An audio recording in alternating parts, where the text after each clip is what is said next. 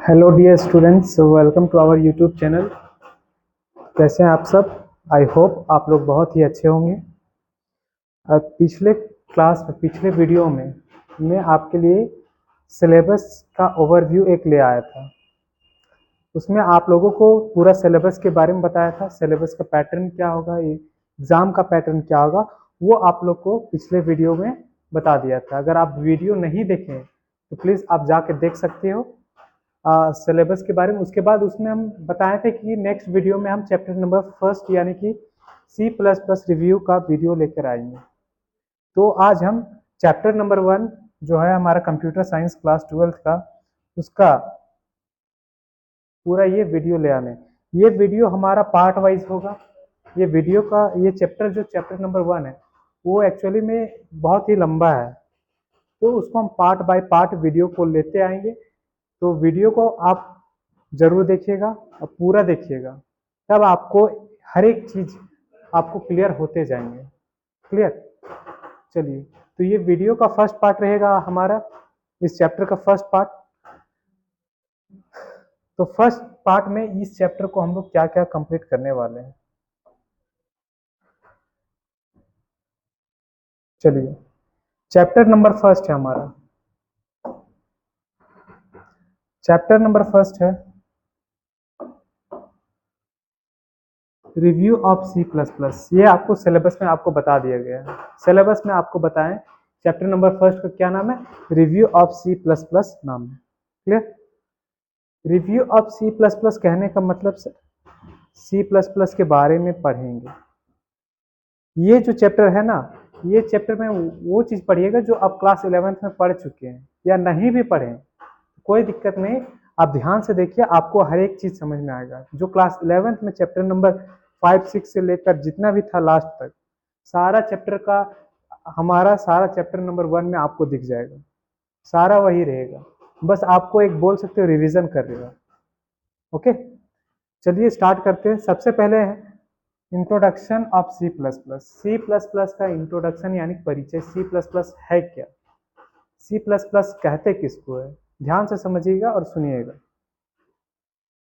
C++ basically एक language है।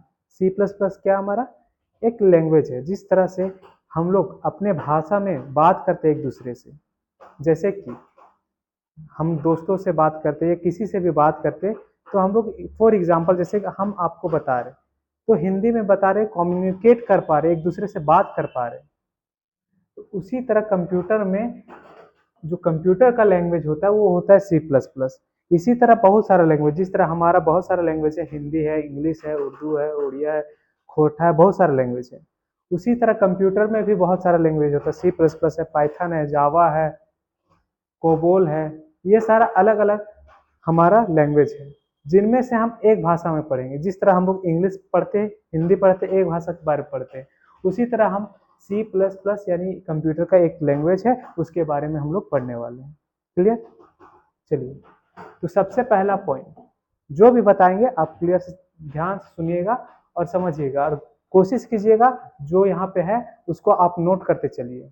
Note कैसे करना है, साइड में हम खड़े हो जाएंगे थोड़ा देर के लिए, और आप इसको वीडियो को पॉज करके आप इसको नोट डाउन कर सकते हैं। नोट्स बनाते चलिए ताकि आपको एग्जाम के समय आपको दिक्कत ना हो, एग्जाम में चाहते दिक्कत ना हो, अच्छे मार्क्स आए, तो आप नोट्स भी बनाते चलिए। ठीक है? कोशिश करेंगे आप लोग का सिलेबस जल्द से जल्द कंप्लीट करने का। फिर उसके बाद वन शॉट सीरीज लेकर आएंगे। वन शॉट सीरीज में आप लोग को बताएंगे जो भी चैप्टर है उसको शॉर्ट में जो इम्पोर्टेंट है वो आपको वहाँ पे बताया जाएगा और क्वेश्चंस का प्रैक्टिस करवाया जाएगा। उसके बाद आपको टेस्ट सीरीज भी प्रोवाइड करेंगे हमारे टेलीग्राम का जो चैनल है हमारा, उसमें अगर अभी अब तक आप नहीं जुड़े, टेलीग्राम चैनल में अभी तक आप नहीं जुड़े, तो प्लीज़ टेलीग्राम का लिंक आपका डिस्क्रिप्शन में दिया हुआ है, वहाँ जाइए और टेलीग्राम चैनल में जुड़ जाइए।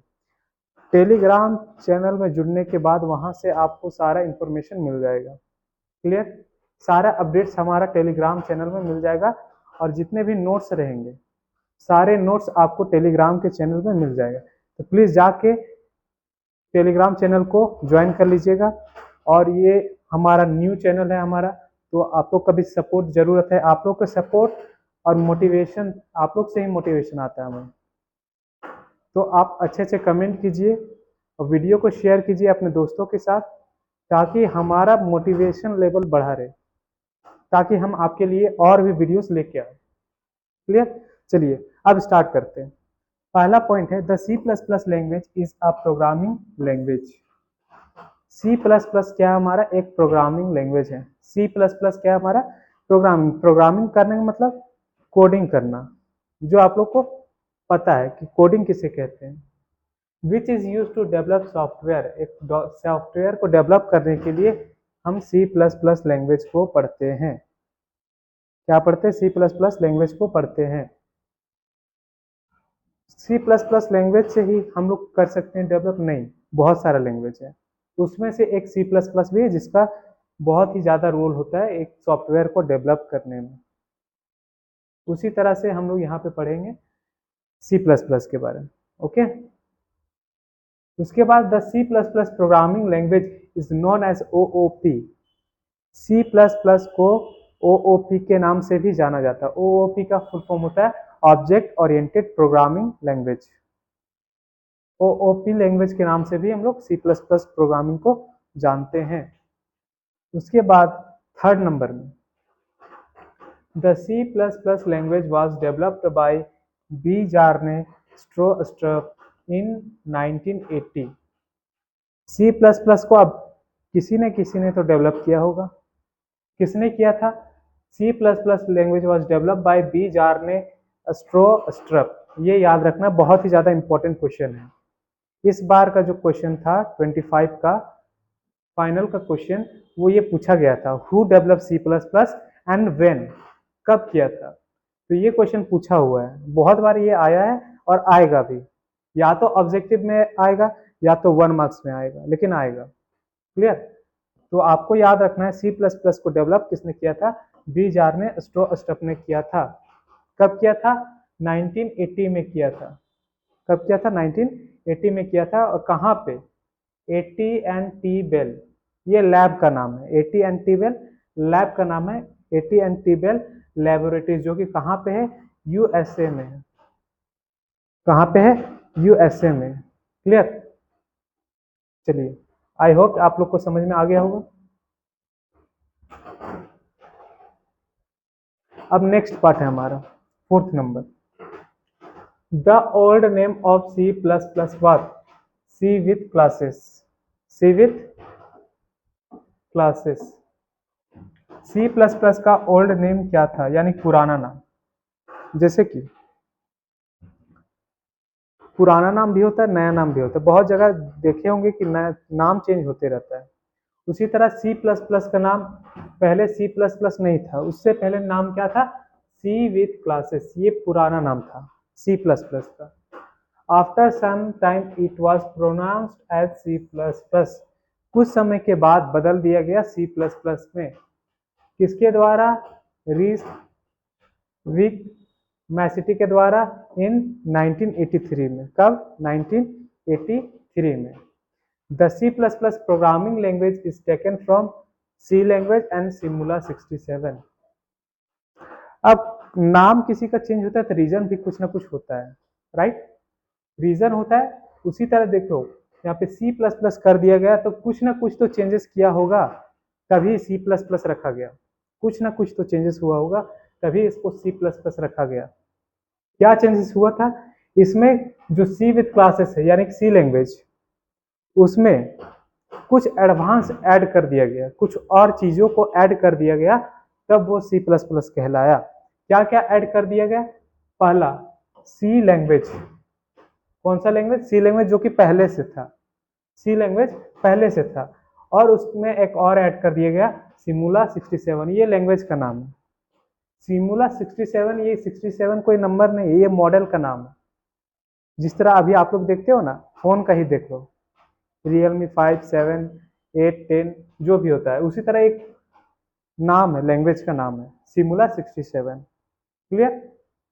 चलिए, तो ये क्वेश्चन बहुत बार पूछा जाता है कि C++ लैंग्वेज कौन कौन से लैंग्वेज से मिलके बनाया गया है। तो दो लैंग्वेज याद रखिएगा, पहला C लैंग्वेज और दूसरा सिमुला 67 लैंग्वेज। क्लियर? चलिए उसके बाद 6 number, the C++ programming language is written in high level language. C++ language को हाई लेवल लैंग्वेज में लिखा जाता है। अब ये हाई लेवल लैंग्वेज क्या होता है सर, ध्यान से समझिएगा, हाई लेवल लैंग्वेज कहते किसको है? HLL, जिसको शॉर्ट में HLL के नाम से जानते हैं, जिसको बोलेंगे हाई लेवल लैंग्वेज। और एक और होता है low level language, LLL, that is low level language.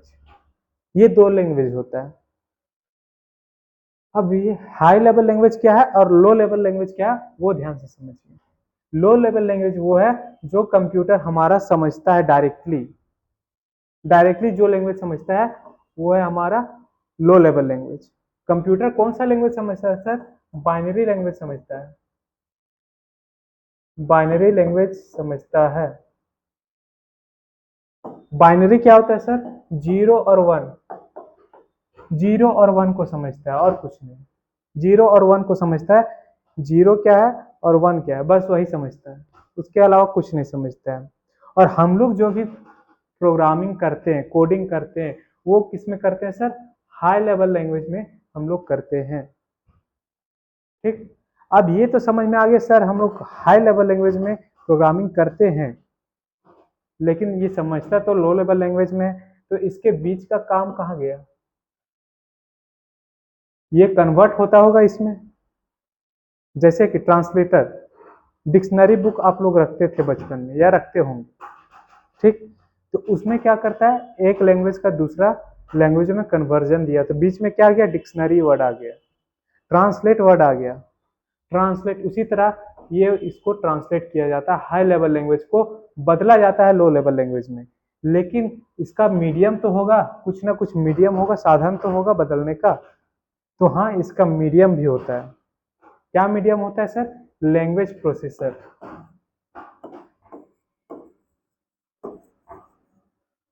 Language processor,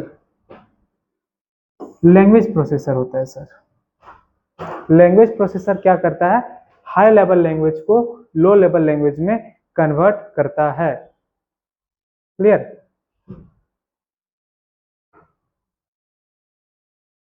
clear? चलिए आप इसको नोट डाउन भी करते जाइएगा ताकि आपका नोट्स प्रॉपर बन जाए। अब ये लैंग्वेज प्रोसेसर क्या है सर? ये कन्वर्ट करता है हाई लेवल लैंग्वेज का लो लेवल लैंग्वेज में। अब लैंग्वेज प्रोसेसर भी 3 तरह का होता है सर। पहला असेंबलर,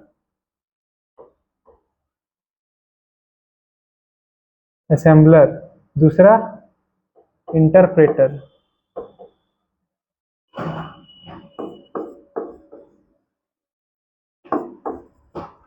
तीसरा कंपाइलर।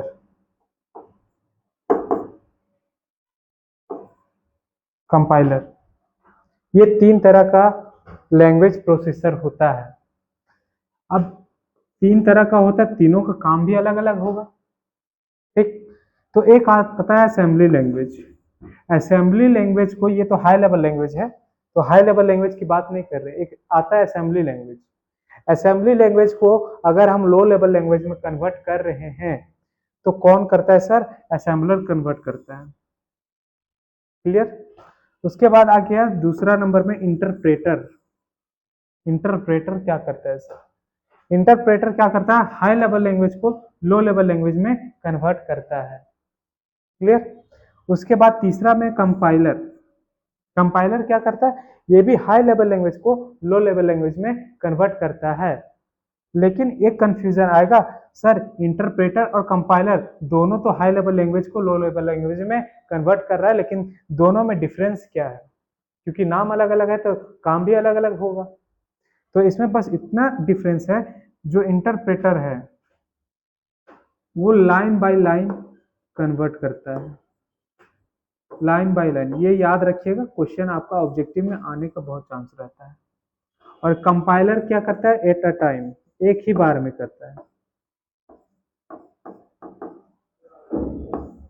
कंपाइलर क्या करता है? एक ही बार में ट्रांसलेट करता है। जैसे कि हम लिखते गए कोडिंग, तो लाइन बाय लिखते गए और ट्रांसलेट होते गया, तो ये इंटरप्रेटर कर रहा है।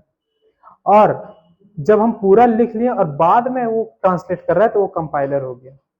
क्लियर। अब बात करें सी प्लस प्लस की, तो सी प्लस प्लस हमारा इंटरप्रेटर का यूज करता है कन्वर्ट करने के लिए। क्लियर। चलिए आप इसको जल्दी से नोट डाउन कर लीजिए या स्क्रीनशॉट ले लीजिए ताकि आप नोट्स प्रॉपर बना सकें जल्दी।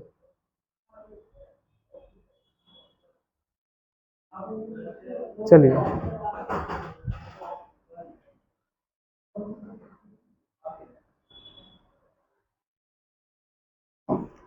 चलिए नेक्स्ट टॉपिक है हमारा कैरेक्टर सेट। कैरेक्टर सेट किसे कहते हैं, एकदम ध्यान से देखिएगा और पूरा समझिएगा अच्छे से, एकदम टेंशन नहीं लेना है। 12th का एग्जाम जब भी आएगा, अगर आप शुरू से वीडियो देखते जाइएगा, हर एक चीज आपका क्लियर हो जाएगा और एग्जाम आपको इजी लगने लगेगा। बस क्या करना, क्या है, फॉलो करना है। जितना भी हम टेलीग्राम में अपडेट्स देते रहेंगे आपको उसको फॉलो करना है। क्लियर। चलिए अब बात करते हैं कैरेक्टर सेट की। कैरेक्टर सेट किसे कहते हैं, कैरेक्टर सेट किसे कहते हैं, कैरेक्टर सेट किसे कहते हैं।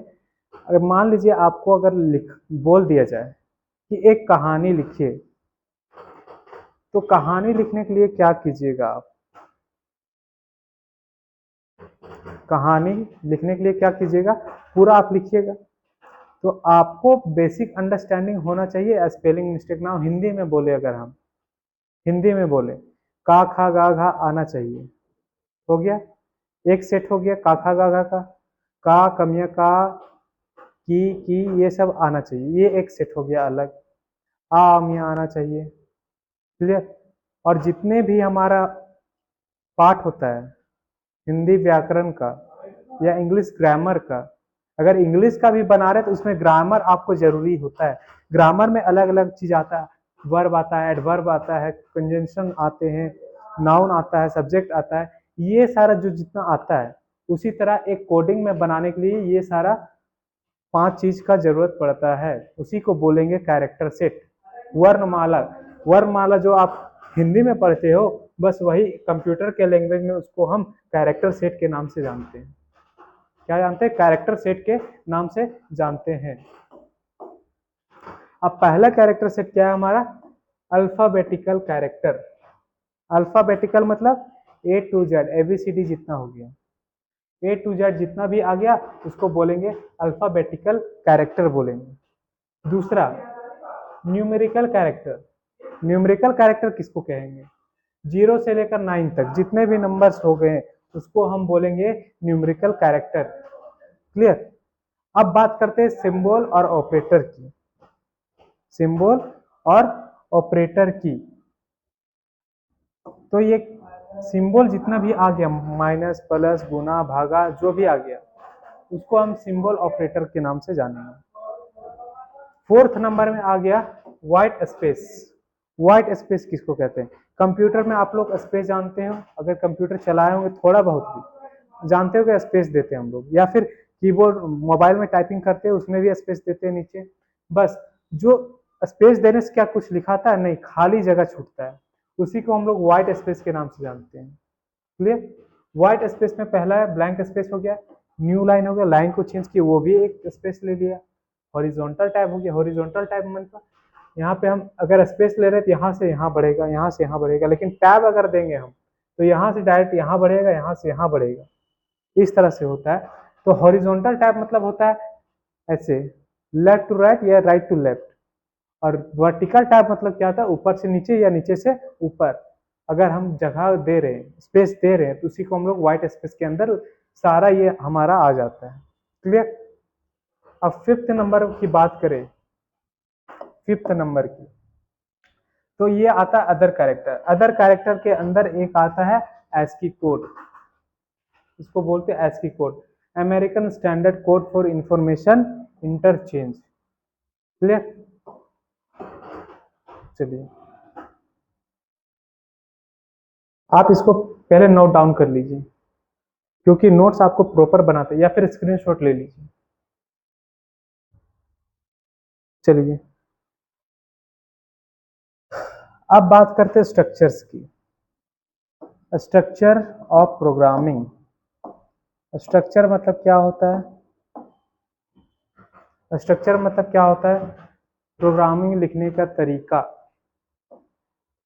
प्रोग्रामिंग लिखने का तरीका को हम लोग स्ट्रक्चर के नाम से जानते हैं, स्ट्रक्चर ऑफ प्रोग्रामिंग।